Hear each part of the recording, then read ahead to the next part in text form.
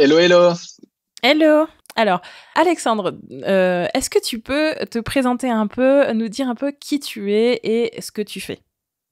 D'accord, alors qui je suis? Moi, c'est Alexandre, j'ai 29 ans. Globalement, je suis expert SEA, expert Google Ads, globalement une expertise dans l'acquisition digitale. J'ai travaillé dans différentes agences, j'ai créé ma propre marketplace en tant que CMO. Je travaille aujourd'hui en tant que freelance sur cette sur cette expertise. Et donc, j'accompagne des agences, des annonceurs sur ces différentes problématiques. Ok.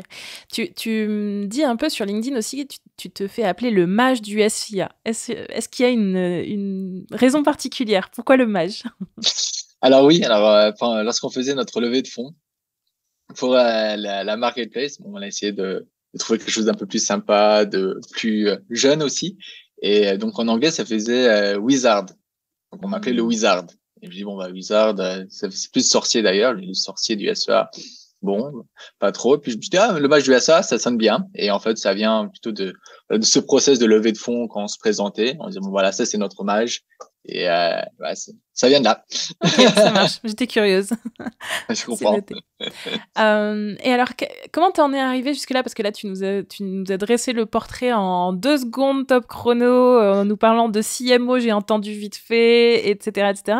Est-ce que tu peux nous en dire un peu plus? Qu'est-ce qui t'a conduit à arriver aujourd'hui, expert SIA? Quelle est un peu ton aventure finalement d'entrepreneur? De combien d'années d'entrepreneuriat du coup?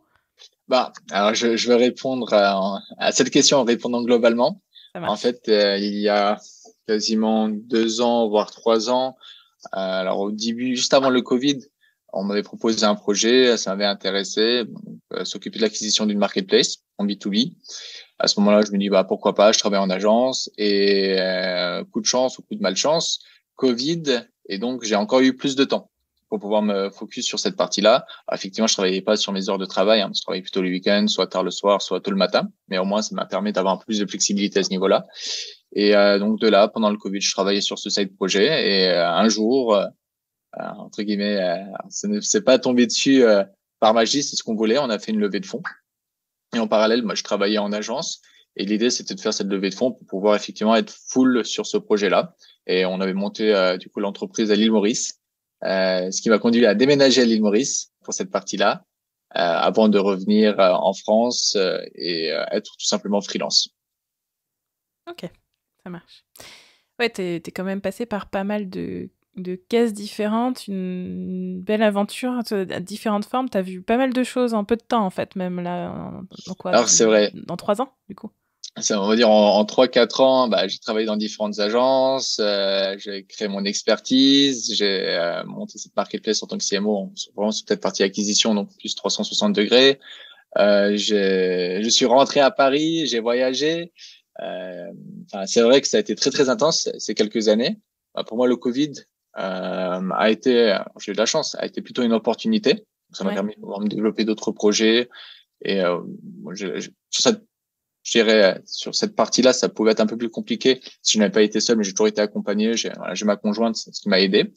On se sent moins seul dans ces différents projets, effectivement, quand on n'est pas seul.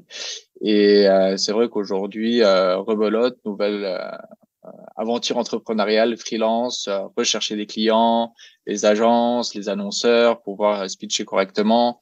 Et je pense que justement, ces différentes expériences m'aident réellement. Bon, l'agence pour l'expertise, CMO pour cette vision 360 degrés, cette levée de fonds pour cette partie speech, discuter un peu cette partie commerciale, je dirais. Et c'est vrai qu'aujourd'hui, dans mon métier, je peux pas être uniquement expert, je dois aussi avoir cette partie commerciale, cette fibre relationnelle, aimer l'humain. Je pense que globalement, on peut pas être freelance, on peut pas être un très bon freelance si on n'aime pas l'humain. Tu disais, on m'appelle le mage du SEA sur LinkedIn. Sur LinkedIn, ce que je fais, c'est que je partage énormément de contenu gratuit, vraiment de qualité. C'est des années d'expérience que je résume Mm. en 10 ou 15 lignes. Et cette idée, c'est vraiment toujours donner, donner, donner. Je pars du principe qu'à un certain moment, j'espère qu'on me le rendra. Mais give first, c'est vraiment cette stratégie give first. Et après, on verra. Mais je le fais pas pour recevoir. Je me dis peut-être que je recevrai. Si je reçois, tant mieux. Mais c'est vraiment donner, aider. J'accompagne d'ailleurs en privé d'autres freelances. On a monté un collectif ou des personnes qui pensent se lancer en free. Je leur donne mes recos, ce que je ferais, ce que je ferais pas.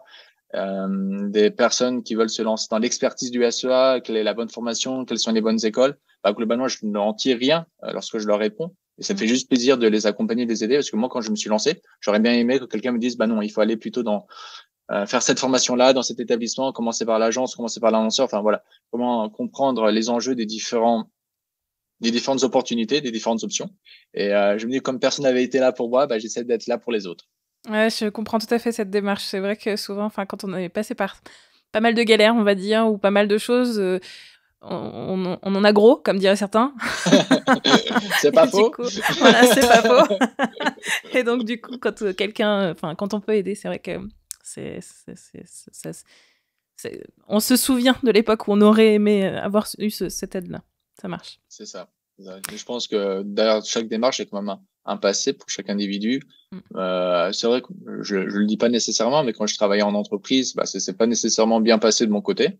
Bah, je pense que j'ai aussi un caractère, j'ai aussi une vision. Si aujourd'hui je suis vraiment entrepreneur, enfin deux fois, c'est quand même compliqué de rester dans le moule. Et c'est vraiment pas péjoratif du CDI. Je le redis. Moi, pour moi, quelqu'un qui est en CDI, c'est pas péjoratif. Il y a vraiment des avantages. Il y a effectivement des inconvénients, mais il y a aussi beaucoup d'avantages. Il y a moins de stress, il y a un salaire à la fin du mois, il y a les vacances. Moi, globalement, ça fait plus d'1 an que j'ai pas pris de vacances. Et je le dis en rigolant, je suis toujours un peu en vacances, mais jamais vraiment. Donc voilà, il y a des pour, des contre. Mais c'est vrai que pour rester dans ce moule de CDI de base, je pense qu'il faut accepter certaines choses. Moi, j'avais vraiment du mal à accepter. Et à un certain moment, je me suis dit, bah, je préfère avoir des clients qu'un patron. Après, il n'y a pas de mauvais choix. Le choix est pour chacun, en fait. Certaines personnes préféreront certains éléments d'un certain cadre et d'autres d'un autre cadre. Il n'y a pas de bonne réponse ou de mauvaise réponse. C'est la réponse de chacun, quoi, finalement. C'est ça, c'est ça. Et c'est vrai que je le dis un peu parce que je le vois un peu sur LinkedIn et sur la manière dont les gens essaient d'expliquer comme quoi être freelance ou solopreneur, c'est entre guillemets être riche, être libre. Non, c'est pas vrai. Voilà, je le Ah dis. bon? Oui, c'est ça. Il y a seulement 5% des freelances, des solopreneurs qui en vivent réellement et qui sont très, très bien. Il y en a 95% des solopreneurs qu'on ne voit pas, qui coulent, un peu comme le monde des startups. 9 boîtes sur 10 coulent. Il y en a seulement 10% qui explosent tout. C'est vrai, c'est merveilleux. Et il faut vraiment soutenir ça. Mais il faut pas oublier que 9 boîtes sur 10 se plantent. Tout comme 9 freelances ou 9 solopreneurs sur 10 risquent de se planter. Donc, il faut vraiment garder ça en tête. Moi, j'ai de la chance, j'ai pas d'enfant, donc toute chose relative, les risques sont limités. J'ai pas de crédit, donc je reste entre guillemets libre. Donc, tout ça fait qu'aujourd'hui, je peux retenter cette aventure. Et globalement, je pense que dans d'autres circonstances, avec d'autres priorités, peut-être que je l'aurais pas refait. Oui, tout à fait. En effet. C'est ça. Chaque situation est particulière. Je le dis souvent sur ce podcast-là, mais il n'y a pas une solution universelle pour tout le monde. Il faut vraiment trouver sa propre solution, donc clairement. Si seulement. Si seulement, ouais, tout à fait. Ok, alors je te propose qu'on rentre un peu plus dans l'univers du SIA. Alors SEA, SIA, je sais pas trop comment le prononcer. Je t'avoue que je t'en ai parlé déjà avant cette interview. Le SEA et moi, je connais pas grand chose, donc ça va être génial. C'est-à-dire que en gros, je vais vraiment jouer le newbie qui t'interroge. Et puis, bah, j'espère que du coup, ça pourra apporter de la valeur à ceux qui nous écoutent aussi. Et qui serait peut-être dans le même questionnement que moi, de savoir qu'est-ce que c'est donc que ce SEA. Donc déjà, ben, en quelques mots, est-ce que tu peux nous dire la définition que tu donnerais au SEA? Alors, le SEA, c'est quoi? Alors, globalement et vulgairement, c'est le référencement payant.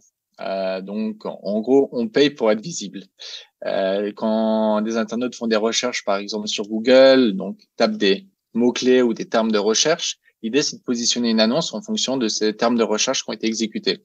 Donc, si on cherche, par exemple, comment créer son podcast, et qu'on voit un logiciel audio de podcast, bah, on va acheter le terme podcast ou comment créer son podcast, en se disant, bah, effectivement, les gens qui font ces recherches-là peuvent être intéressés par notre solution, donc une solution de création audio, dire de podcast. Et l'idée, c'est de mettre en relation ces entreprises avec cet internaute qui va aller d'ailleurs par la suite sur le site. Est-ce qu'il va convertir ou pas convertir? Ça, c'est une autre histoire, mais l'objectif, c'est effectivement qu'il puisse convertir. Conversion, c'est-à-dire avoir une vente ou du moins générer ce que nous, on peut appeler des conversions. Ça pourrait être une inscription, un free trial, enfin voilà, tout ce qu'on peut imaginer. Et là, on rentre dans ce qu'on appelle, professionnellement ou vulgairement, on choisira par la suite, du lead gen, la génération de leads. Ok. Et donc, il y a l'objectif de vente et la génération de leads, parce qu'on le sait, il y a des process qui vont être beaucoup plus longs. Les gens vont d'abord tester le logiciel. S'ils sont contents, par la suite, vont faire l'achat. Il y a d'autres personnes qui vont dire non, non, moi, je veux vendre directement. Ça dépend vraiment du business. Généralement, le logiciel, c'est plutôt un free trial qui amène à une vente. Mais effectivement, si on a un e-commerçant et qui vend des pantalons, on peut pas faire essayer le pantalon, quoi que Zalando le fait. Mais globalement, l'idée, c'est de vendre directement. Donc c'est ça. Donc le SEA permet de générer du trafic normalement qualifié sur un site en positionnant une annonce en fonction de la recherche initiée par l'internaute. Ça marche. Et du coup, est-ce que c'est uniquement sur Google ou est-ce que ça touche à d'autres plateformes, d'autres supports que Google? Parce que du coup, moi, direct, ce que je pense, c'est Google quand tu me dis ça. Mais il y a peut-être pas que ça. Google, c'est, on va dire, 85-90% de part de marché du SEA. Donc, ne pas faire de Google, c'est pas possible. Par contre, effectivement, il y a d'autres, on va dire, plateformes, par exemple Bing, ou Microsoft Edge en termes de navigateur. Voilà, donc ça représente globalement 5% des internautes, des recherches. C'est un moteur de recherche qui existe encore tout simplement parce qu'au niveau des sociétés de base, il y a Microsoft Edge, donc voilà, c'est assez pertinent pour du B2B parce qu'on sait que les gens qui utilisent Edge sont souvent en entreprise ou des personnes d'un certain âge qui ne savent pas qu'on peut aller sur d'autres navigateurs. Donc voilà, on a plutôt ce genre d'audience à ce niveau-là. Mais pour aller un peu plus loin, par exemple, Amazon, on fait du SEA sur Amazon, c'est alors effectivement une marketplace, mais c'est aussi une régie publicitaire. Donc on peut faire de la publicité, on achète des mots-clés et on diffuse une annonce en fonction de la recherche qui est effectuée. Par exemple, une personne qui rechercherait smartphone pas cher, bah, globalement, il pourrait avoir une annonce, on va dire Huawei, je ne sais pas, je donne cet exemple. Et donc, il y a tout un écosystème sur différentes marketplaces. On peut faire ce qu'on appelle du PPC, Pay Per Click. C'est du SEA, c'est deux acronymes différents, mais l'idée est la même. On paye pour un clic. Et donc, il y a des plateformes marketplace comme également Cdiscount ou la Fnac, voilà, qui ont leur propre régie derrière et on peut faire de la publicité en PPC, et ce qui est l'équivalent du SEA, mais pour chaque plateforme. Ok, donc on a les gros géants des navigateurs Internet et à côté de ça, les géants qui font du marketplace ou des choses comme ça et du coup qui ont leur propre régie publicitaire parce qu'en fait, ils ont un écosystème suffisamment grand pour se le permettre, c'est ça, en gros? C'est ça. Amazon, c'est un très bon exemple. En plus, on peut même faire de la publicité en affichage, ce qu'on appelle display, mais c'est encore une autre spécialisation. Et c'est super intéressant le cas d'Amazon parce que c'est devenu quasiment un moteur de recherche. Ouais. Donc les gens, un peu comme la Fnac, ce que je fais sur la Fnac, je regarde un produit, je vois combien il coûte, ça m'intéresse pas. Je fais la même chose sur Amazon, je compare les prix. Je regarde aussi en magasin, est-ce que ça m'intéresse en testant réellement. Et en fait, voilà, ces marketplaces tendent à devenir des moteurs de recherche où on essaie de trouver le meilleur prix ou le meilleur deal.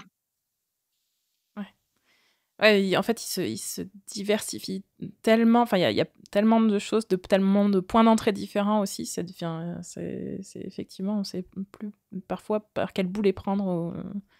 Ouais. C'est un bon point. C'est ce qu'on appelle nous un parcours utilisateur ou user journey. Quand il commence, quand il se termine et par quoi il passe. Et nous, on aimerait bien de se dire qu'un clic égale une vente. Mais comme tu l'as dit, il peut y avoir plusieurs touchpoints. Les gens peuvent voir un avis sur Facebook, puis ils regardent sur Google. Je sais pas, si c'est loin, si c'est pas loin, si on peut le retrouver dans un magasin, s'ils vont sur le site, est-ce qu'ils peuvent faire une livraison gratuite par exemple par la suite, enfin plein de questions qu'on essaie de répondre. Et c'est vrai qu'il y a une partie qu'on appelle organique, SEO, donc ou naturel. Alors c'est pas gratuit, les gens ont l'impression que le SEO c'est gratuit, le SEO c'est payant. Non, le SEO c'est juste on paye pas Google, mais on va payer d'autres experts. Donc, ok, voilà. C'est intéressant. Donc, ouais, ok, le SEO, c'est bien organique, mais par contre, pour se positionner sur le SEO organique, il y a quand même aussi des coûts potentiellement à prendre en compte. Yes. Est-ce qu'il y a quelque chose que tu aimerais que tout le monde comprenne à propos de ton travail? Est-ce qu'il y a un truc, tu vois, un mythe qui existe ou un truc que tu as envie tout de suite de craquer ou qui t'énerve, voilà, que tu aimerais tout de suite dire? Les gens ont l'impression que faire du Google Ads ou du SEA, globalement, c'est très facile parce qu'il suffirait d'acheter un mot-clé, on se positionne dessus. Alors ça m'énerve. Parce qu'en fait, on oublie toute la partie expertise. Ça veut dire, OK, on les achète, mais il y a plusieurs ciblages, les annonces qu'on va positionner dessus. les audiences, on peut créer des audiences ou mettre des audiences en observation dans Google Ads pour mieux comprendre les segments d'utilisateurs qui vont convertir et donc réutiliser ces audiences vers d'autres plateformes, par exemple Meta ou YouTube. Et donc globalement, les gens ont l'impression que faire du SEA, c'est juste acheter un mot-clé, mettre une annonce et c'est parti. Non. En fait, Google Ads, les grosses structures Google Ads prennent du temps. Moi, globalement, les belles structures que j'ai pu monter m'ont pris entre 1 et 2 ans. Parce qu'en fait, on doit nourrir l'algo, la data pour pouvoir être de plus en plus pertinent. Mais comment on fait pour être pertinent? Comment on fait au niveau de la maturité du compte? Est-ce qu'il y a beaucoup de conversions, peu de conversions, beaucoup de clics, pas beaucoup de clics, beaucoup de budget, pas beaucoup de budget? Enfin, il y a énormément de paramètres à prendre en compte. Est-ce qu'on va chercher toutes les thématiques ou des thématiques à part? Et donc, résumer notre métier à acheter des mots-clés, je trouve que c'est un peu blessant parce qu'on a l'impression que n'importe qui pourrait le faire. Et je répondrais à ce moment-là, c'est pour ça que cette expertise est en pénurie. Parce qu'il faut savoir que globalement, tous les métiers du digital, du SEO, SEA, SMA, sont en pénurie aujourd'hui. Donc, si des gens veulent se lancer, je pense que c'est le bon moment. Les agences recrutent énormément parce qu'ils ont du mal à trouver des gens compétents et capables. Globalement, si les gens voudraient se lancer aujourd'hui, je leur dirais d'être courageux, de se lancer, quitte à lancer un petit site dans un premier temps pour apprendre naturellement. Il y a des formations plus ou moins gratuites ou toutes choses relatives pas très chères qui existent sur le marché. Les gens font leurs recherches, je fais pas de publicité, mais il y a 2-3 formations qui ressortent globalement et qui peuvent être très très intéressantes. Moi, j'avais fait récemment une publication en disant que mon MBA m'a coûté 10 000 euros, bah, j'aurais préféré faire des bootcamps. Voilà, pour 10 000 euros, je pense que j'aurais appris 10 fois plus et globalement, j'aurais été beaucoup plus rapidement opérationnel. Ok. Ok, donc ça n'est pas que acheter des mots-clés, on entend, on entend le message derrière, ça marche. Mais alors justement, c'est intéressant ce que tu dis, enfin, là j'entends quand même qu'il y a 1 an à 2 ans de stratégie un peu à mettre en place. Alors justement, quand on veut se lancer, tu vois, une entreprise qui te contacte, qui voudrait se lancer en SEA, est-ce qu'il y a un peu une base déjà à avoir ou quelque chose, en gros, une étape ou un premier niveau avant de se dire, ouais, ok, je peux commencer à penser SEA? Alors, dans l'absolu, non. Je pense que n'importe qui pourrait en faire. La question, c'est plutôt, est-ce qu'on a quelqu'un qui est capable d'intégrer, par exemple, le tracking? Donc, il y a des petites questions techniques. On peut faire intervenir différents experts. Ça peut avoir des coûts supplémentaires si l'entreprise n'est pas équipée. Mais en soi, on peut trouver des solutions pour chaque problème. C'est pas des vrais problèmes. Il y a systématiquement des solutions. C'est une question de coût plutôt. Et à partir de ce moment-là, quand un annonceur vient de se lancer sur le marché, qui vient de créer son compte Google Ads, c'est pas un vrai souci. Au contraire, on va tester le marché, on va voir comment le marché réagit. Est-ce que c'est mieux de générer du trafic de manière organique dans un premier temps? Je dirais oui, mais l'un n'exclut pas l'autre et on peut très bien faire les deux en même temps. Tout est une question de de moyens en fait. Pour moi, c'est la vraie question, c'est la question de moyens. Après, je dirais la vraie problématique sur la partie search, donc SEA, SEO, mais vraiment le search de manière générale, c'est les volumes de recherche. On peut, si on lance un produit extrêmement innovant, bah, les gens en fait ne connaissent pas le produit, donc il y a très peu de recherche autour de ce produit innovant. Si demain on lance, je dis n'importe quoi, un thé alcoolisé, les gens vont pas chercher sur Google thé alcoolisé, on est d'accord. Donc, ou ce sera très très limité. Donc, on va essayer de trouver des petites techniques sur boissons alcoolisées en disant bon, peut-être que le thé alcoolisé pourrait être une alternative. Mais globalement, c'est quand même, on sera très très limité à ce niveau-là. Et là, il y a d'autres solutions qu'il faudra mettre en place, d'autres tactiques qui ne dépendent pas du pure search, mais de ce qu'on appelle nous du display, de l'affichage. Donc, on pourra faire des publicités sur les sites web, sur YouTube, dans Gmail ou sur d'autres régies publicitaires, hein. Facebook, Instagram, TikTok. Là, globalement, l'idée est qu'on a un nouveau produit où il y a très peu de recherche. On peut trouver quelques tactiques en pure search et globalement, mieux vaut investir, je dirais, 80-90% du budget sur de l'affichage et De la l'affichage en ligne. notoriété dans Donc, un premier temps. alors, c'est pas nécessairement de la notoriété, parce que la notoriété en soi, c'est pour se faire connaître, mais c'est important. Sur les gros budgets, on a un budget de notoriété, je te l'accorde. Mais si on a un lanceur qui nous dit, bah, j'ai 5 000 euros à dépenser par mois sur un nouveau produit, on va pas mettre 5 000 euros en auto, on va se dire, bon, bah, on va essayer plutôt de convertir dans un premier temps les premiers clients pour mieux comprendre son persona. Et effectivement, dès qu'on commence à générer des ventes, réinjecter cet argent dans les publicités. Et je vais dire, bon, bah, effectivement, là, cette base de personnes prêtes à convertir, on l'a entre guillemets terminé. Comment on va générer de nouveaux internautes ou de nouveaux clients? Bah, c'est en faisant de la notoriété, de la visibilité, en faisant mieux connaître le produit, mais en se disant, bah, là, cet objectif, c'est pas nécessairement de faire des campagnes à la conversion, mais des campagnes à la notoriété. Et les campagnes à la conversion vont récupérer ces clients par la suite. Ok, ouais, d'accord. Du coup, c'est plusieurs pans de la stratégie, en fait, qui communiquent les uns avec les autres. C'est Et ça. par contre, quand tu dis, alors, qu'il n'y a pas forcément un niveau, moi j'entends quand même, enfin, dans ce que tu me dis, tu vois, des notions quand même de positionnement ou de cible. Est-ce que par exemple quelqu'un qui est pas encore enfin suffisamment, tu vois, au clair sur son produit, sur sa cible, etc., il peut déjà penser SEA, tu vois, c'était plus dans, enfin, est-ce que il y a pas un niveau quand même là, un minima, tu vois, de tester en dehors du scope, ou bien ça peut se construire aussi au fur et à mesure. L'avantage du SEO de manière générale, c'est un levier intentionniste. C'est-à-dire, nous, on va pas déclencher une recherche. La recherche existe déjà. Donc, c'est des gens qui ont un besoin, qui ont une recherche. Et l'idée, c'est d'apporter une solution à ce besoin. Donc, si la solution est bonne, alors effectivement, il y a des choses qu'on, nous, en tant qu'experts SEO, on n'a pas entre les mains. Le prix, comment il fait la landing page, est-ce que le site est rapide sur mobile? Bon, bah, tout ça, en fait, c'est annexe. Et effectivement, ça va influencer sur les performances de la campagne. Mais voilà, comme je l'ai dit, c'est plutôt une question d'expertise et de moyens plus que de maturité. D'accord. Mais effectivement, Intéressant. voilà. Mais voilà, lancer un logiciel, c'est un exemple, hein, un logiciel à 20 euros par mois qui permet de faire de l'automatisation sur LinkedIn, bah, ça a du sens. Lancer un logiciel qui va coûter 2000 euros par mois, il faut quand même être sûr de son positionnement. Je dis pas que ça n'existe pas, Salesforce, HubSpot, etc. C'est comme des gros logiciels CRM qui peuvent facturer très rapidement beaucoup d'argent. Mm. Mais là, il y a effectivement une cible bien déterminée, c'est plutôt les grosses PME Mm. ou les boîtes du CAC 40. Donc, il y a de tout. Le prix n'est encore une fois, on parle à qui? On a un prix, mais il parle à qui? Et le SEA est là, en fait, pour répondre à la problématique de, entre guillemets, de ce à qui. Ça marche. Et justement, là, tu nous parles du prix, et je crois que tu m'en avais parlé, mais ça doit être une question qu'on te pose souvent, mais c'est quoi un peu le budget qu'on doit déterminer en se disant, OK, demain, je me lance dans le SEA, quel budget je peux mettre là-dedans? Comment le jauger, en fait? Ok, bah tout dépend en fait effectivement de ces volumes de termes de recherche. À travers les outils Google, on sait que en moyenne, mensuellement, il y a par exemple 10 000 recherches sur, on va dire, le thé. Voilà, on va prendre cet exemple le thé. On sait qu'il y a 10 000 recherches mensuelles par rapport au thé. Bon, nous, on sait que globalement, ça, c'est nos KPI en SEA. C'est vraiment une moyenne, c'est pas une vérité absolue, mais voilà, c'est quelque chose de standardisé que j'ai pu voir. On sait qu'on aura un CTR de 10%. Qu'est-ce qu'un CTR? Un CTR, c'est un taux de clic. Ça veut dire que une personne sur 10 ou 10 personnes sur 100 qui vont voir l'annonce vont cliquer dessus. Donc, si on a 10 000 recherches mensuelles, on sait que globalement, au maximum, on aura plus ou moins 10% de CTR, donc de trafic. Donc 10% de 10 000, ça fait 1000. Donc on sait qu'on a un potentiel de 1000 internautes mensuels. Bon, et par la suite, combien vont nous coûter ce clic? Comme je l'ai indiqué, on paye pas à l'affichage, on paye en fait pour le trafic, donc pour le clic. Donc si les gens voient uniquement l'annonce, on paye pas, mais il faut vraiment qu'ils aillent sur le site pour qu'on paye.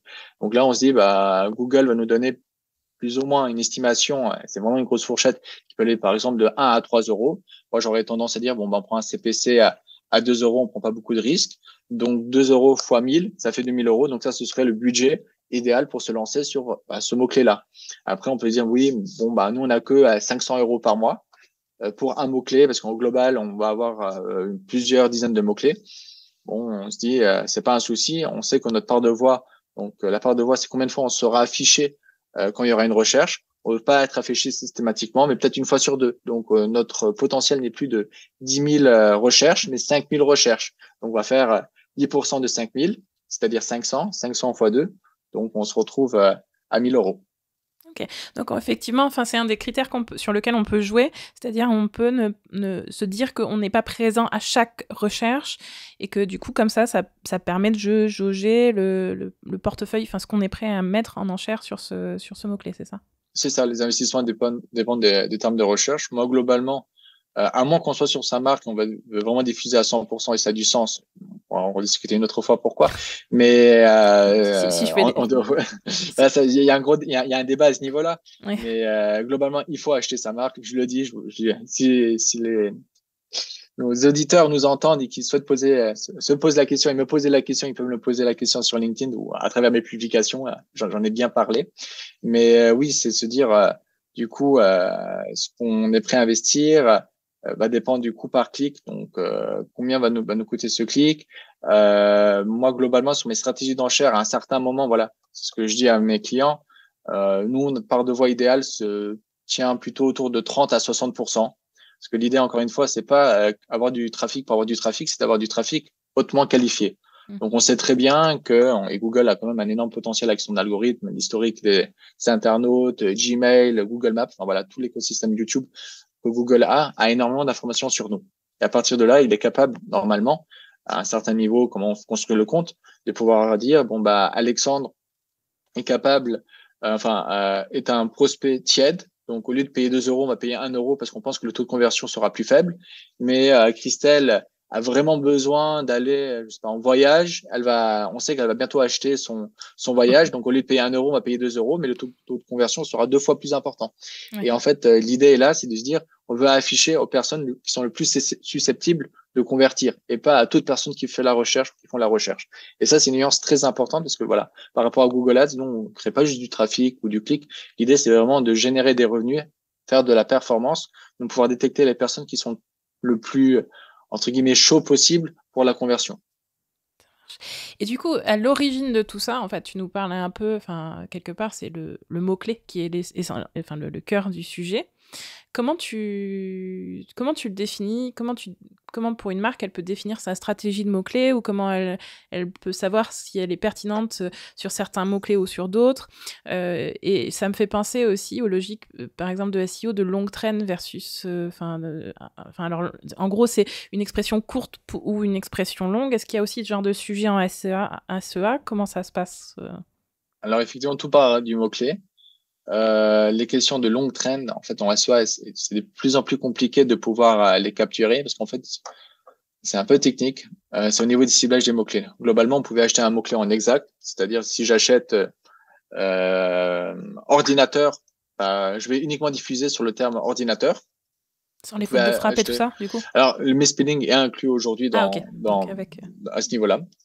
Il y a ce qu'on appelle de l'expression exacte, c'est-à-dire si quelqu'un cherche, par exemple, ordinateur pas cher, on va diffuser dessus, même si on a acheté que ordinateur. Mais comme on a un ciblage ordinateur en expression exacte, on va se positionner sur tout ce qui est autour aussi. Et il faut qu'il y ait nécessairement ordinateur. Puis il y a le large qui permet de se positionner sur tout ce qui est, si on écrit ordinateur, tout ce qui est autour d'ordinateur, et pas seulement. On peut aller sur des termes de recherche où il y a même plus ordinateur, en fonction de l'intention de recherche. Parce que Google aura déterminé que ces gens-là qui font ces gens-là, donc ces internautes qui font ces recherches-là, même s'il n'y a pas ordinateur, seraient susceptibles de convertir vis-à-vis de la solution ou du produit que nous on vend. Donc là, c'est vraiment très très large. Et pour pouvoir obtenir, il faut pouvoir obtenir cette longue traîne. En fait, il faut passer sur ce large parce qu'en exact, le souci de la longue traîne, c'est qu'il y a peu de volume de recherche, mais il y a peu de personnes qui se positionnent dessus. Et en fait, quand on veut acheter ces longues traînes-là, Google nous dit, en fait, les volumes de recherche effectivement sont trop faibles, donc on va pas diffuser. Donc le seul moyen de pouvoir diffuser dessus ou d'augmenter nos chances, c'est de passer en fait sur un ciblage large où en fait tout ce qui est autour du mot-clé va être pris en compte, dont la longue traîne. D'accord. Ah, d'accord, on peut pas cibler précisément, mais par contre... En théorie, oui, on pourrait, mais ça va pas fonctionner en fait. Ça marche. Et du coup, comment on détermine les mots-clés sur lesquels il faut se positionner? Donc, tu nous parlais du nom de la marque tout à l'heure, mais est-ce qu'il y a d'autres choses? Ou est-ce que tu peux donner, alors sans tout dévoiler, bien sûr, et sans trop rentrer dans le côté technique, mais est-ce qu'il y a des bonnes pratiques ou en tout cas des trucs un peu, qui percutants, quoi, oui, non, mais tout à fait. En fait, nous, ce qu'on essaie de faire, c'est un audit sémantique. On essaie de comprendre tout le champ sémantique autour de la marque en question. Si on est une marque d'ordinateur, par exemple. Alors effectivement, on va se positionner sur ordinateur. Est-ce qu'on vend des ordinateurs de gamers? Donc, PC gamer, ordinateur gamer. Est-ce qu'on va pas aussi se positionner sur des problématiques à part entière, par exemple ordinateur simple d'utilisation. Donc les solutions que l'ordinateur peut apporter. Donc globalement, c'est de se poser la question quel est notre secteur d'activité, quelle solution on apporte, parce qu'effectivement on positionne une annonce sur une solution qu'on apporte, on devient quand même assez pertinent. Quelles sont les questions autour de la marque ou du produit qu'on vend? On pourrait mettre une annonce capable de convertir. Il y a une belle boîte qui le fait. C'est un outil SEA-SEO qui s'appelle SEMrush. Et en fait, sur tous les termes de recherche qu'on peut se poser vis-à-vis du SEA ou du SEO, comment valider un mot-clé, comprendre la difficulté de se positionner sur un mot-clé, la partie plus technique, enfin, toutes les questions autour, SEMrush se positionne en SEA et en SEO sur ces questions-là. Et derrière également, ce qu'ils font, donc ils vont pas vendre directement le produit, il y aura une partie d'essai pendant 15 jours. Effectivement, avoir cette stratégie coûte cher, mais cette licence, quand on prend une licence SEMrush, ça tourne autour minimum de 300 € par mois. Et ça va beaucoup plus en fonction des options qu'on prend, si c'est pour une agence, pour une boîte, etc. Ça, on peut rapidement aller sur plusieurs milliers d'euros. Donc, encore une fois, il y a des stratégies qui dépendent effectivement de la rentabilité. Et je pense que c'est la base. Ça sert à rien de se positionner sur tous les termes de recherche en se disant oui, mais en tous les cas, on va peut-être convertir. Non, c'est de se dire, on connaît nos mots-clés les plus chauds, nos termes de recherche les plus chauds. C'est un terme de recherche, c'est ce qui est exécuté par l'internaute, et le mot-clé, c'est ce que nous, on va acheter. Elle est là, la nuance. Et de se dire, bon, bah, globalement, comme on se disait, on a des campagnes à la conversion, mais on aura des campagnes un peu plus notoriété, découverte. Mais là, c'est effectivement aussi intéressant de se positionner sur ces mots-clés un peu plus loin du corps de métier ou du corps de solution, en disant, bah, les gens vont nous voir, entendre parler de nous. On pourra faire du remarketing par la suite, soit sur YouTube, soit en social. Et donc, en fait, l'idée, c'est d'avoir une vraie stratégie de 360 degrés en disant, OK, le SEA va pusher du trafic.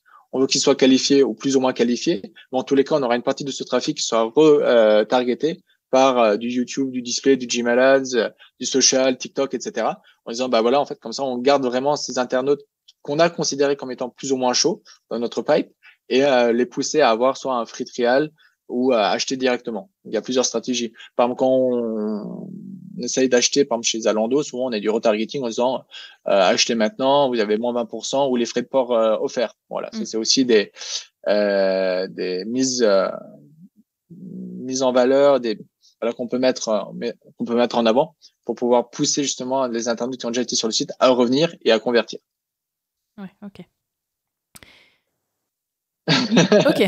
Ok, donc j'entends que, alors il y a quand même des grands classiques, on va dire. C'est quel est le produit, enfin qu'est-ce que je fais, quoi, grosso modo, comme produit, comme service, à qui, et quelle est la façon dont moi je le fais plus particulièrement que les autres, qui sont un peu des éléments de base, et après d'autres éléments à tester en fonction justement des différents parcours et de là où on est dans de campagnes plutôt de notoriété, plutôt d'acquisition ou des choses comme ça. C'est ça, globalement? Tout à fait, tout à fait. Et en fait, le meilleur moyen pour faire ces audits sémantiques, c'est de se mettre à la place de l'internaute.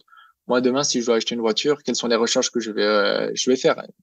Moi, personnellement, je vais chercher une voiture à moins de 20 000 euros. Si une personne cherche un internaute une voiture à moins de 20 000 euros, bah, on positionne effectivement une annonce dans l'automobile où les voitures sont à moins de 20 000 euros. Donc voilà, il y a plein de choses. Je vais acheter une voiture électrique. Ok, mais moi, on achète une voiture électrique, je vais me poser des questions par rapport à l'autonomie des voitures électriques. Donc là, on peut aussi positionner des annonces. Donc l'idée, c'est vraiment de comprendre ce que l'internaute recherche. Le SEA aide, on a la Search Console pour le SEO. L'idée, c'est aussi de faire fusionner un peu ces deux datas pour mieux comprendre ce parcours utilisateur. Parce que, comme on l'a dit, les gens font pas une recherche et ils convertissent. Il y a beaucoup de touchpoints. Donc, il faut vraiment bien comprendre quels sont les bons touchpoints et optimiser sur ces différents touchpoints.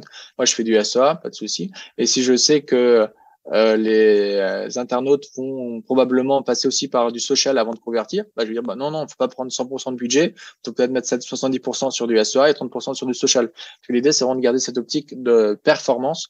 Et à un certain moment, on le sait aussi sur Google, il y a un break-even point où à partir d'un moment, continuer à investir n'a plus de sens. On a un coût par acquisition qui coûte aussi cher que le prix de vente. Là, on sait, bon, bah, c'est même pas intéressant de continuer. Il faut vraiment plutôt diminuer le budget investi pour pouvoir retrouver de la rentabilité. Car, comme on l'a indiqué, les premiers internautes très chauds, bah, on va les avoir, on va les convertir, mais une fois qu'on les a, on va aller sur du tiède, puis du froid. Et donc, effectivement, ces passages-là coûtent de plus en plus cher. Les conversions incrémentales coûtent de plus en plus. Et il faut essayer de comprendre jusqu'où on peut dépenser. Alors, effectivement, il y a des optimisations qu'on peut faire et l'algo est très très fort, donc il est capable de détecter les bonnes personnes. Il y a aussi des trucs un peu plus manuels qu'on peut mettre en place avant de lancer une campagne. Si demain on vend je vais caricaturer, mais si on vend des tampons, effectivement, cibler les hommes, est-ce que c'est extrêmement pertinent? On pourrait se dire peut-être que les hommes achètent aussi, bon, pourquoi pas pour leurs femmes, j'imagine, mais c'est clairement pas le cœur de l'audience. C'est de se dire, bah, effectivement, je vais d'abord viser les femmes avec ces recherches, avec ces publicités. Et si jamais j'ai besoin de faire un peu plus d'incrémental, parce que je sais que ces hommes vont me coûter beaucoup plus cher à la conversion, bon, pourquoi pas? Mais encore une fois, quelle est la rentabilité en face? Si ma boîte de tampons coûte 5 euros et que acquérir un utilisateur homme qui va acheter le tampon pour sa femme m'en coûte 500, ça n'a pas de sens. En effet. En effet. Et du coup, alors, tu nous parlais un peu tout à l'heure, quand je t'ai posé la question, c'est quoi le budget que je peux mettre dessus, ou on peut commencer. Est-ce qu'il y a un chiffre à partir duquel on peut commencer quoi en groupe? J'entendais tout à l'heure, tu me parlais de 500 € par mois ou quelque chose comme ça. Est-ce que c'est genre le prix plancher ou est-ce que en fait en vrai il y en a pas? Enfin voilà, comment déterminer un petit peu, tu vois? Alors en soi, on pourrait même partir avec 5 euros par mois. Il y a pas de limite, mais l'idée c'est de se dire, ok, on va probablement faire appel à un expert. Cet expert va coûter de l'argent. Et c'est de se dire, bon, bah, ce coût d'expertise, est-ce qu'il est rentable? Si on dépense 5 euros par mois, mais qu'Alexandre me coûte 1500 € par mois, ça n'a pas de sens. Donc, après, voilà, il y a des freelances qui se positionnent sur différents acteurs du marché en fonction des budgets. Moi, globalement, on vient pas me voir en dessous de 3000 € d'investissement. Parce que effectivement, ça n'a pas de sens. Après, il y a des agences ou des freelances qui acceptent des contrats à 500 €. Ils vont prendre peut-être 100 € par mois, mais encore une fois, pour 100 € par mois, moi, je posais la question, vous avez quoi comme expertise? Les agences qui vont facturer 800 € par mois sur des comptes qui vont dépenser 3 000 à 4 000 € ou même 500 €, 800 €. Bah, moi, j'étais en agence, donc je peux le dire, sur ces petits comptes, parce que même à 4 000, 5 000 € par mois, ça reste des petits comptes pour les agences. Au mieux, vous aurez un stagiaire. Ou sinon, on aura un expert qui va faire le travail pendant 4 heures et il va laisser tourner pendant 3 mois sans revenir sur le compte. Donc, le souci, c'est de se dire, OK, nous, on veut toujours payer moins cher, mais quel est le service qui est en face? Quand on va voir un garagiste, est-ce qu'on veut vraiment le garagiste qui est le moins cher ou on veut le garagiste qui va vraiment résoudre nos problèmes? Donc ça, c'est vraiment deux problématiques différentes. C'est intéressant, là, ce que j'entends, c'est que tu me dis, tu vas avoir quelqu'un qui va laisser tourner le truc et puis rien faire pendant 3 mois. En gros, il y a cette notion que c'est pas parce que à un moment donné, t'as enchéri sur tel mot-clé que après tu laisses tourner le truc sans rien regarder. Il y a des choses à prendre en compte au fur et à mesure. Alors tout à l'heure, tu nous parlais un peu justement de checker les audiences, des trucs comme ça. C'est quoi un peu les trucs qu'on doit suivre, tu vois, sur une stratégie SEA? C'est quoi un peu les KPI ou en tout cas les principaux critères qu'on doit un peu avoir en tête, tu vois, pour un suivi dans le temps? Déjà, techniquement, est-ce que nos annonces diffusent? Est-ce qu'elles se diffusent? Est-ce que nos mots-clés sont bons? Est-ce qu'on a les bons coûts par conversion? Est-ce qu'on a du trafic? Est-ce que la stratégie d'enchère, elle est bonne? Est-ce qu'on doit la modifier? Est-ce qu'on doit la challenger en fonction de la maturité du compte? C'est pas tout le temps la même stratégie. Moi, j'ai des campagnes, lorsque je les lance, pendant 3 jours ou 4 jours, pendant sur du display, ça ne diffuse pas. Je me dis, bah, effectivement, à ce moment-là, pendant 3-4 jours, on n'a pas diffusé. C'est-à-dire que l'algo a du mal à prendre. Donc, je vais changer la stratégie d'enchère ou je vais ajouter des audiences. C'est pas on lance et c'est bon, c'est terminé. Il y a un vrai travail de suivi. Je considère que le gros travail de suivi sur un lancement de compte dure au moins 3 mois. Ouais. Voilà, généralement, je dis à mes clients, bah, si vous voulez travailler avec moi, c'est au moins pendant 3 mois, parce que le premier mois, on va tester, on va voir ce qui fonctionne. Le deuxième mois, c'est là où on va commencer à avoir les premières grandes lignes d'optimisation. Et le troisième mois, bah, on est censé avoir à 80% la bonne idée du coût par acquisition. Après, effectivement, une fois qu'on a eu ces 3 mois, on peut aller chercher de nouveaux formats si ça a été rentable. Pendant 3 mois, on a fait plus du search, mais peut-être on va faire du display, du Gmail, du YouTube. Peut-être qu'on va se coordonner avec un expert social pour faire du retargeting. Est-ce qu'on va faire du retargeting? Est-ce qu'on a importé la base CRM? Enfin, voilà, il y a plein de choses qui font qu'on va venir rajouter des éléments pour pouvoir gagner en maturité sur le compte et scaler, en fait, le compte. Ok. Alors, ouais, je pense il y a autre chose ici auquel je pensais. C'est, alors, de ce que j'ai en tête, par exemple, sur Google, il y a un peu, donc tu as les annonces sponsorisées, tu en as un peu sur le côté, tu en as un peu à différents endroits. Est-ce qu'il y a aussi, dans la logique SEA, comment dire, une façon particulière aussi de rédiger le contenu même de ce qui s'affiche, tu vois, pour que ce soit plus ou moins performant aussi? Est-ce qu'il y a des bonnes pratiques là-dessus aussi à connaître? Alors oui, alors effectivement, en fait, ce qui va nous permettre de juger une bonne annonce, globalement, c'est son CTR.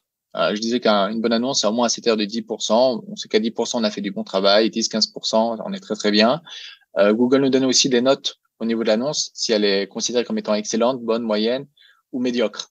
Voilà, on a même la note médiocre. Ok. Merci Google.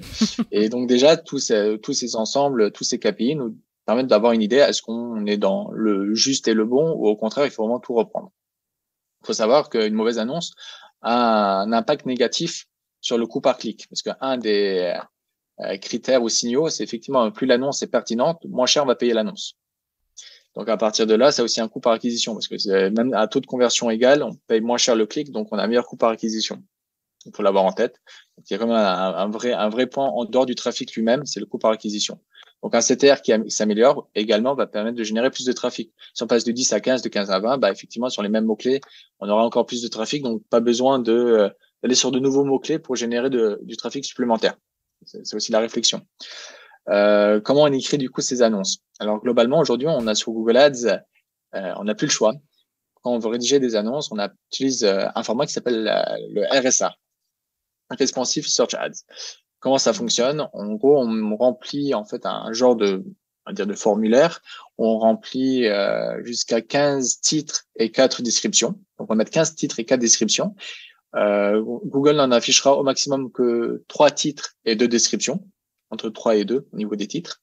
Et globalement, en fait, Google va faire ses combinaisons, va tester toutes ces combinaisons, titre 1, titre 5, titre 2, titre 8, ainsi de suite, avec la combinaison au niveau des descriptions.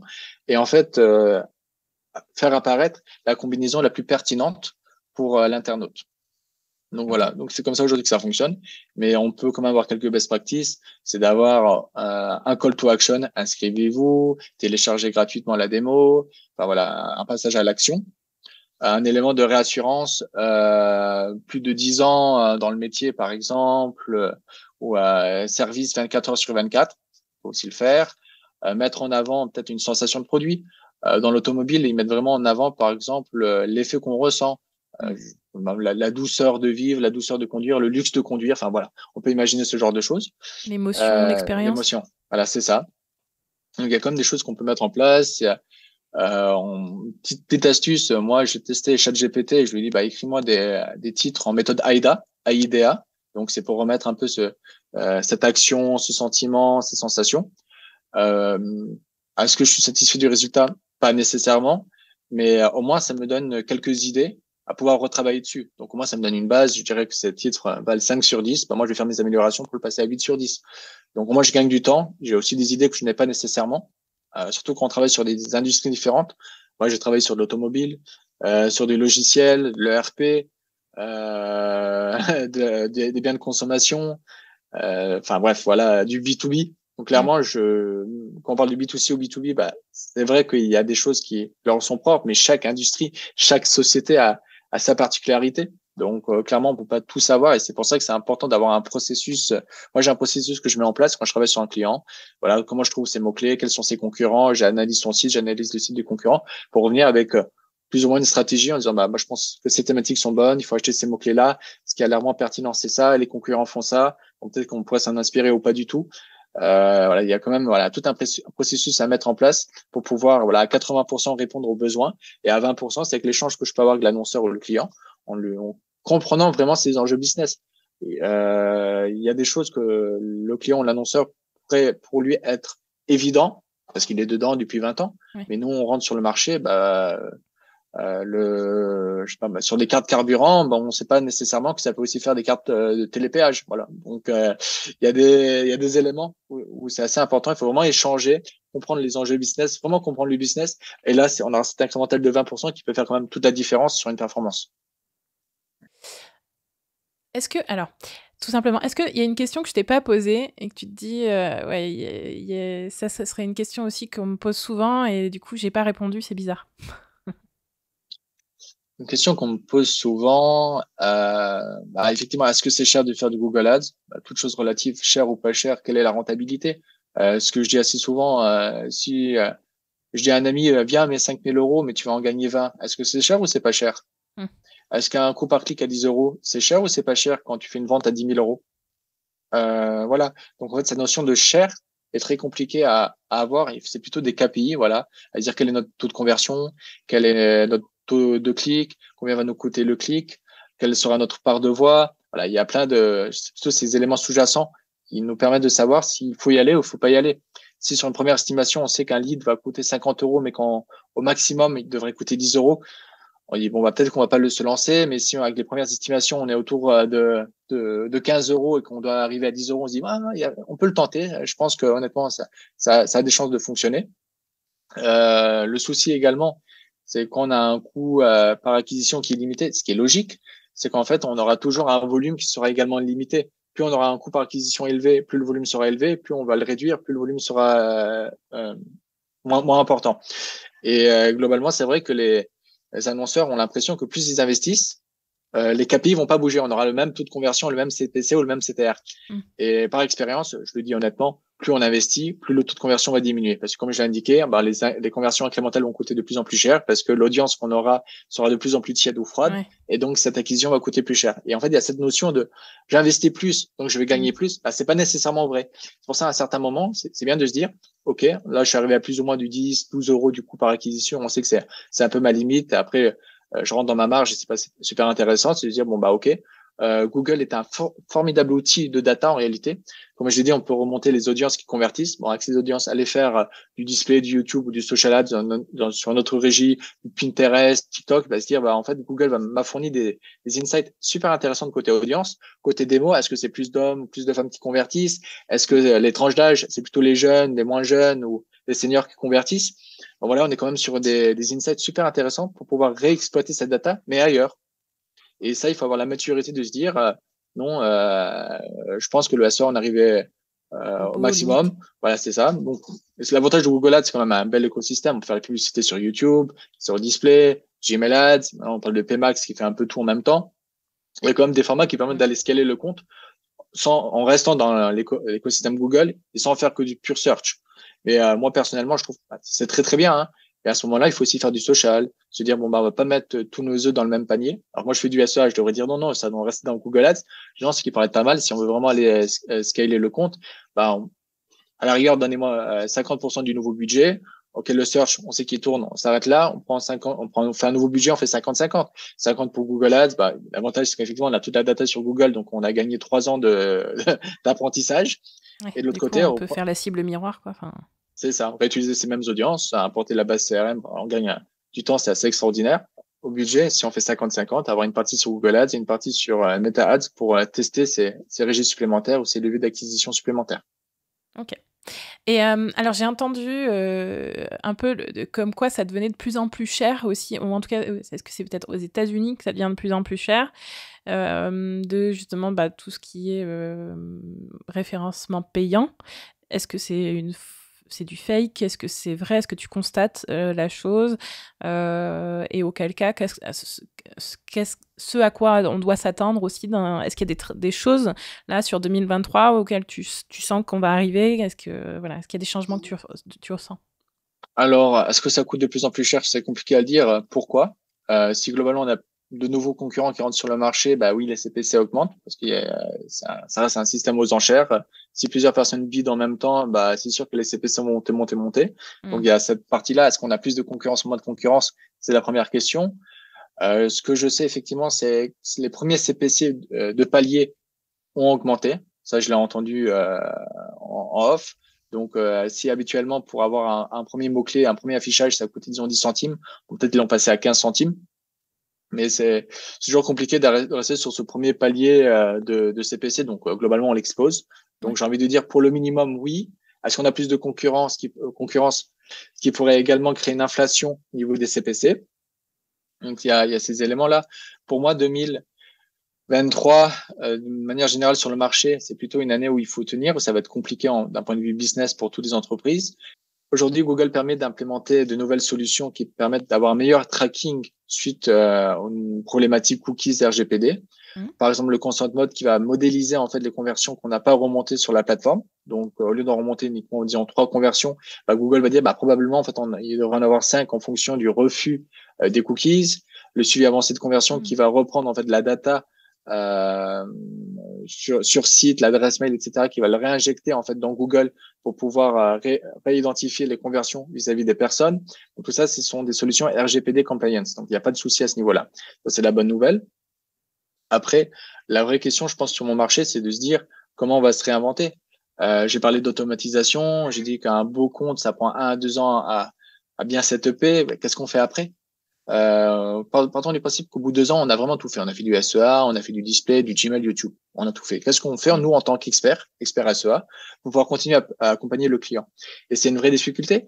Aujourd'hui, il y a beaucoup, je dirais 80% des agences qui savent pas y répondre, 99% des freelances qui peuvent pas y répondre, même s'ils souhaiteraient y répondre. Moi, c'est pour ça que j'ai monté le collectif également. Parce qu'aujourd'hui, en fait, moi, je pense que quand on arrive au bout d'un compte, l'idée, c'est plus de faire de l'opérationnel, du conseil, mais du conseil. Donc, comment se concrétise ce conseil? Parce que c'est bien beau de dire du conseil, mais opérationnellement, ça veut dire quoi? Le conseil, c'est-à-dire vraiment comprendre les enjeux déjà business du client et lui apporter des solutions sur ces différents points de douleur qui vont améliorer les performances d'acquisition. Je donne un exemple. Est-ce qu'on ne doit pas reprendre le plan de tagage pour le tracking? Est-ce qu'on peut pas réimporter des conversions offline vers le online? Est-ce qu'il y a des manipulations techniques à faire? Au niveau des flux de données, est-ce qu'on ne doit pas travailler avec une entreprise ou des experts en flux pour pouvoir recalibrer le dynamisme ou les priorités? Est-ce au niveau de la créa, est-ce qu'on ne devrait pas changer les créas de manière plus régulière? On ne doit pas passer par un directeur artistique qui est capable de créer cette créa, qui va les challenger, qui va vérifier ses KPI. Bon, ça, c'est l'expert SEA qui va challenger et vérifier que tout fonctionne bien. Il doit aussi pouvoir débloquer ses partenaires pour pouvoir améliorer ses performances au global. Est-ce qu'on ne devrait pas retravailler le CRO, l'UX UI des sites, des landing pages ou du site global? Bon, effectivement, il faut que quelqu'un puisse piloter tous ces experts dans l'optique de pouvoir améliorer l'acquisition et pas seulement SEA. Et on sait que quand voilà, le tracking, la créa, l'UX, l'UI, le CRO, en fait, l'avantage va améliorer le SEA, mais le SEO, la fidélisation, enfin tout ce qu'on peut imaginer, c'est un vrai incrémental sur tout le business. Et l'idée, moi, je pense qu'un bon média buyer doit passer au conseil quand il a été jusqu'au bout de l'opérationnel, parce que lui, plus qu'un autre, lui, plus que l'annonceur, a cette capacité technique sur sa propre plateforme, donc il sait parler en fait le même langage, les mêmes KPI que les autres experts, ce qui n'est pas nécessairement évident pour les autres. Chez les devs, on a des product owners ou des product managers, ils parlent le même langage des devs sans être dev. Et je pense qu'un bon, voilà, si je dois faire une analogie, le media buyer doit être product manager, mais vis-à-vis des autres spécialités. D'accord. Ok. Et ça, je pense que ce tournant, on l'a aujourd'hui. Sur les 5 prochaines années, tout se jouera à ce niveau-là. Tout simplement, sinon les agences vont disparaître. Je pense que 80% effectivement des agences vont disparaître et de nouvelles agences vont pouvoir immerger ou qui avaient du mal à casser un peu ce plafond de verre, qui faisaient du 2 ou 3 millions de CA à l'année. Je pense que demain, ils pourraient faire du 20 ou du 30 s'ils acceptent le fait que sur leur propre fees, ils doivent en fait faire intervenir de nouveaux experts et pas uniquement le média buyer. Ok. Donc de la coopération inter-expertise coordonnée par une personne qui parlerait le même langage que tout le monde, un petit peu, si je résume. C'est ça. Marche. Ok. Ben, merci pour toutes ces réponses. Peut-être, alors, on va arriver à la fin de l'épisode là, sous peu. Donc du coup, j'aimerais bien te poser aussi un peu la question signature de Allume ton bise. Est-ce que tu pourrais me dire, là, dans ton aventure entrepreneuriale ponctuée de multiples expériences, quels ont été un peu les points de mindset qui t'ont particulièrement aidé, particulièrement fait avancer, fait tenir, ou voilà, ou que tu retiens particulièrement pour continuer à les utiliser aussi dans la suite? Ok, bon, je dirais 2 points. Globalement, plus on a essayé de me couler ou de me noyer, plus je suis ressorti fort. Donc, et ça, c'est pas très compliqué vis-à-vis d'autres personnes. Bon, j'ai de la chance. Moi, je ressors chaque fois de manière plus forte et plus convaincu dans ce que je dois faire. Donc, ça, c'est important. J'ai jamais rien lâché. Je pense que c'est une flamme intérieure. On sait pourquoi on le fait. Et il y a Thibault Louis qui m'a fait rire, mais qui a raison. Il dit qu'il ferait tout pour pas retourner dans un bureau. Alors moi, je nuancerais, je dirais, je ferais tout pour plus retourner dans le bureau de quelqu'un d'autre. Si demain je devrais créer une vraie société avec des collaborateurs, je le ferai. Mais ce sera en fonction de ma vision, de ma méthodologie, ma vision RH, comment je veux piloter l'entreprise. Et c'est vrai qu'aujourd'hui, retravailler pour quelqu'un d'autre, de manière absolue, ce serait très très compliqué pour moi parce que comme je l'ai dit, j'ai une certaine vision, j'ai un certain caractère. Il y a des valeurs que je porte et qui peuvent être un peu en confrontation avec un employeur de base. Donc, je dirais que c'est ça. Donc, une flamme intérieure, le fait qu'on essaie de nous couler mais qu'on n'a pas réussi, et le fait de ne pas vouloir retravailler dans le bureau de quelqu'un d'autre. Ça marche, merci. Et si tu devais donner un seul conseil à ceux qui nous écoutent et qui on va dire, qui s'intéressent ou qui devraient peut-être s'intéresser au SEA, ça serait quoi? Un conseil ultime. Un conseil aux personnes qui s'intéressent au SEA pour apprendre ou pour l'utiliser dans le business? Pour l'utiliser dans le business. Ok. Globalement, je vous dirais de pas le faire tout seul. Globalement, toutes personnes qui se sont lancées se sont plantées, toute transparence. Donc, faut pas le faire seul. À la rigueur, cherchez un expert qui est prêt à vous accompagner ou même à prendre des heures de consulting, toutes choses relatives. Il va vous expliquer comment ça fonctionne, pouvoir paramétrer avec vous les premières campagnes, même si c'est pas idéal. Au moins, vous lancez, prenez 2-3 heures qui vous accompagnent sur ce setup ou achetez un setup, mais ne le faites pas seul. Vraiment, ne le faites pas seul parce que vous allez dépenser de l'argent pour rien. Vous allez penser que le SEO ne fonctionne pas. Et en fait, vous allez rater un canal d'acquisition qui pourrait être le canal d'acquisition pour générer du business. Donc, ouais. Donc, le faites pas seul. Ok, merci, c'est clair. Ça marche. Et Alexandre, si on veut te retrouver, on te retrouve où? Alors, sur LinkedIn, Alexandre Falk, aka le mage du SEA. J'ai également une newsletter, la Gazette du SEA, où je partage un peu mes idées, ce que je vois, ce que je constate. La dernière fois, c'était une rétrospective de 2022 où il y a eu beaucoup de changements. Là, la prochaine newsletter va bientôt sortir, donc on verra bien ce que je mettrai dedans. Oh, le teasing. Ça marche. Je rappelle à tous ceux qui nous écoutent que du coup, je mettrai les liens pour retrouver Alexandre aussi dans la description de l'épisode. Donc, si vous les cherchez, ils sont dans la description. Merci beaucoup, Alexandre. Merci à toi. C'était un gros sujet de curiosité pour moi. Je suis ravie d'avoir discuté de ça et d'en avoir appris un petit peu plus sur le SEA aujourd'hui. C'est toujours un plaisir de partager cette passion, parce que mine de rien, je pense que c'est une passion. Et vouloir faire découvrir un peu l'envers du décor, je pense que c'est essentiel pour que les gens comprennent vraiment quel est ce métier.